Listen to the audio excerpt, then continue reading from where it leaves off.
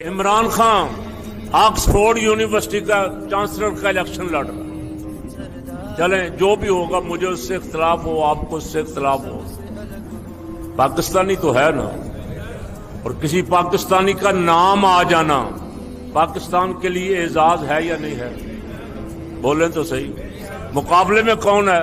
Tony Blair, साबिक वजीर आजम बरतानिया, बोरिस जॉनसन और एक जर्मनी की चांसलर, तीनों बड़े बड़े नाम। और चौथा जो पाकिस्तान में कैदी है उसका नाम उन्होंने शामिल किया। हमने तो नहीं करवाया, पाकिस्तान ने तो नहीं करवाया। हमारी हुकूमत वहां पहुंच गई है कि इसका नाम निकाल दें, ये तो कैद है, हमारे यहाँ जेल में है, ये तो बड़ा करप्ट और बदउनवान था।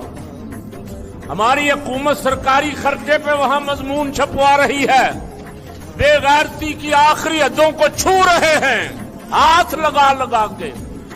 उन्होंने ये दरखास्त भी खारिज कर दी। उन्होंने कहा अपनी दरखास्त अपने पास रखो।